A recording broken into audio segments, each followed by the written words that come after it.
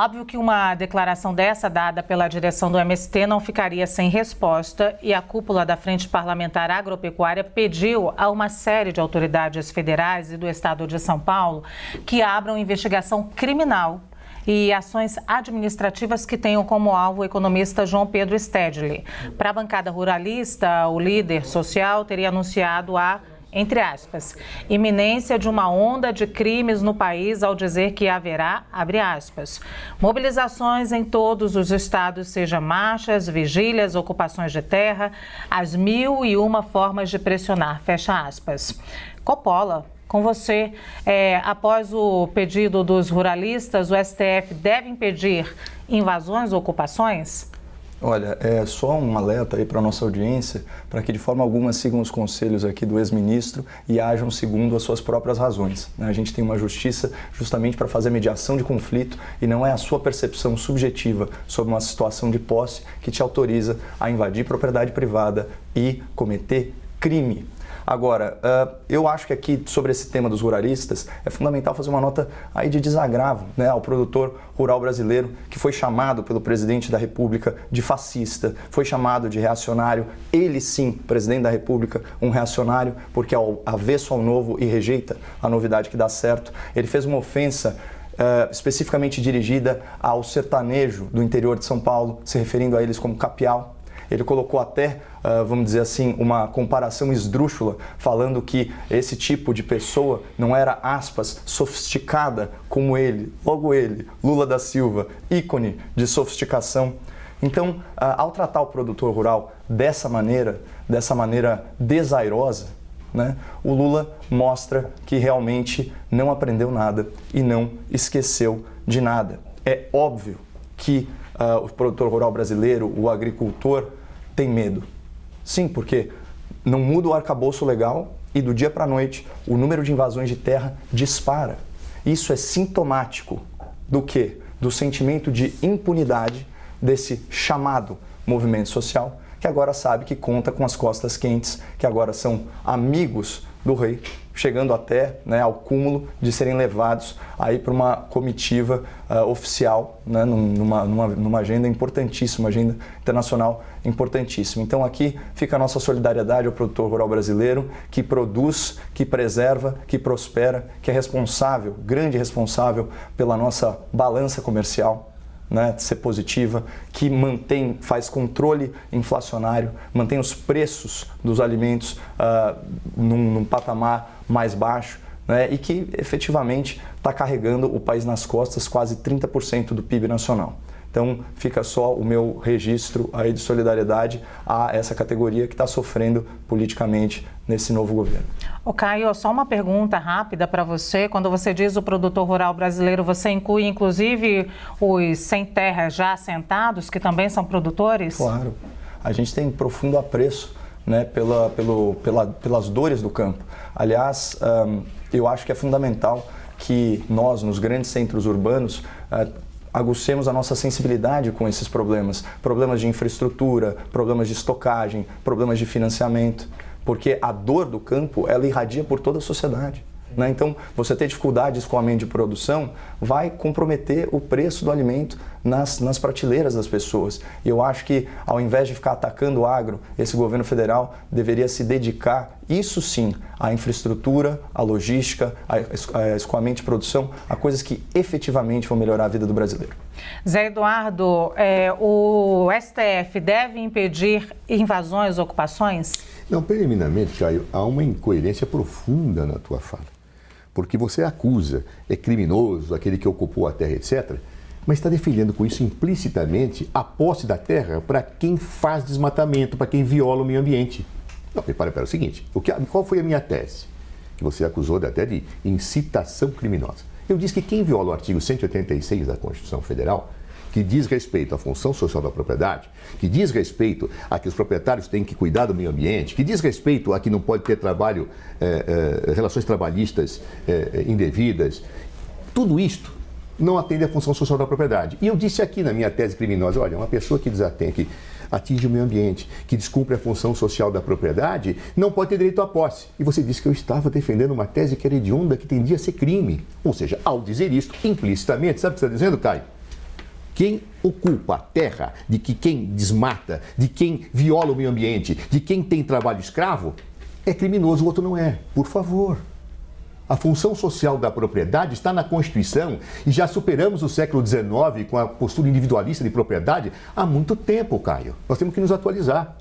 Ou seja, não dá para defender aquele indivíduo que descumpre a função social da propriedade. Não dá para defender, Caio. Isso é indefensável, ao meu ver. E não é crime fazer isso. Também quero observar, relativamente à incoerência tua de análise, é que você fala que os produtores sem terra assentados têm que ser defendidos na pergunta que Luciano te fez. E esses sem terra são esses mesmos que você chamou de criminosos, que lutaram justamente para ter essa terra para serem produtores. Não temos que dar direito às pessoas de produzir?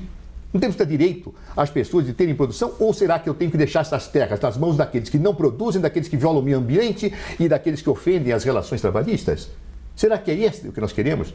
Talvez por isso você não saiba exatamente o conteúdo da palavra justiça social.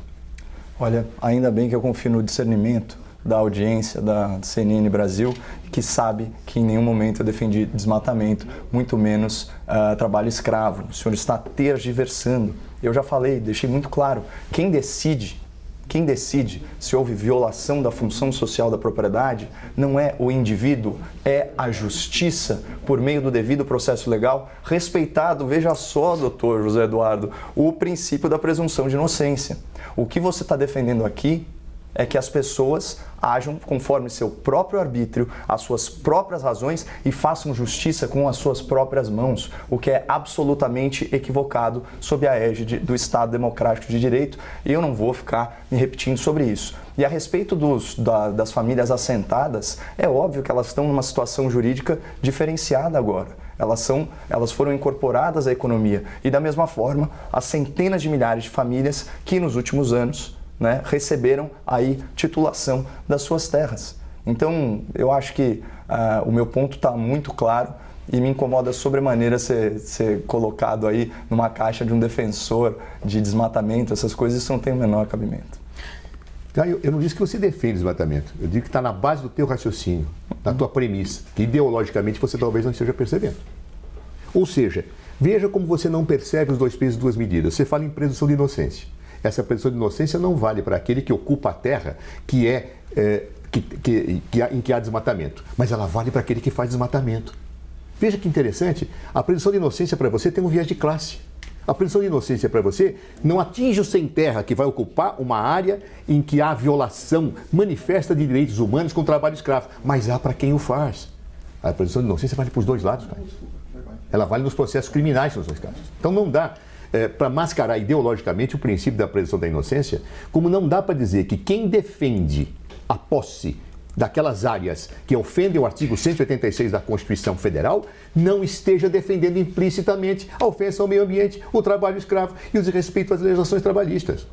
Ou seja, é isso que está na base, Caio.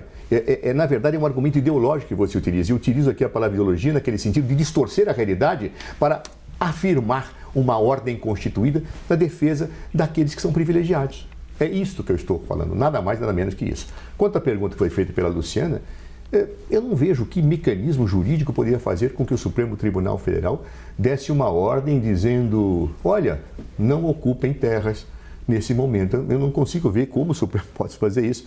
Me parece mais um instrumento de luta política, utilizasse um acionamento do Supremo por uma luta política, ideológica, que não tem o menor sentido processual e jurídico. Mas talvez o Caio possa esclarecer qual é o mecanismo jurídico pelo qual o Supremo pode proibir esse tipo de coisa.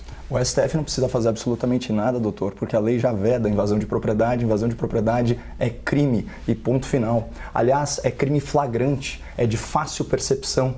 Ora, se eu sou detentor de uma propriedade, ou pode ser uma terra do Estado, e ela é invadida, é evidente que houve cometimento de ilícito. Se, posteriormente, essa terra for declarada em descumprimento do princípio da função social da propriedade, tudo bem, que se faça a reforma agrária, mas não vamos aí inverter a ordem das coisas. A legislação brasileira não autoriza o descumprimento da lei. Seria uma incoerência dentro do próprio sistema jurídico. O meu argumento é zero ideológico, doutor. O seu talvez seja, o meu é legalista e eu diria até garantista. Afinal, estamos tratando de uma garantia fundamental. Não, Caio, primeiro que, parabéns, você reconhece que aqueles que pediram que o STF se pronunciasse estão errados, porque você mesmo disse que não tem o que o STF fazer. Então, aqueles que fizeram esse jogo político estão errados, concordo com você, com essa crítica a quem fez. Segundo lugar, o direito de posse está estabelecido no Código Civil, como você bem sabe, e ele tem que ser lido de acordo com a Constituição. O que alguns juristas hoje dizem, e cito aqui nomes como Fábio Comparato, como Gilberto Bercovitch, dentre outros, é que o direito à posse ele tem que ser lido a partir da Constituição Federal com base no artigo 186. E é a tese que eu estou aqui defendendo. E você, quando defende isso, você não responde esse argumento, mas diz, não, a posse é intocável, mesmo para aqueles que violam o meio ambiente. A posse é intocável. Você está dizendo que não, então você vai concordar comigo, Caio. Ou seja, então não tem direito à posse. Se não tem direito à posse, sabe como é que chama? Não é invasão, é ocupação. Essa é a diferença, Caio. Objetivamente, que você... Por isso que eu disse, eu não arranhei o teu argumento, não, eu demoli, porque você está partindo de premissas completamente equivocadas.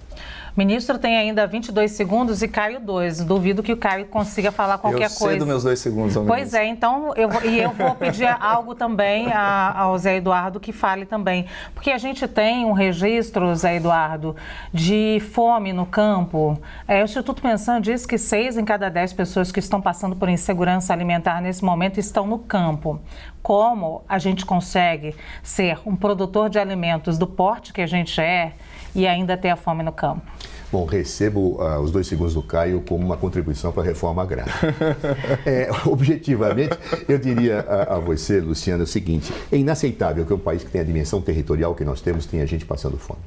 É inaceitável que no Brasil que nós temos, que tenham pessoas que não têm terra para trabalhar, enquanto muitas terras são improdutivas, enquanto muitas terras são utilizadas para desrespeitar o meio ambiente, enquanto muitas terras são utilizadas de forma ilegal.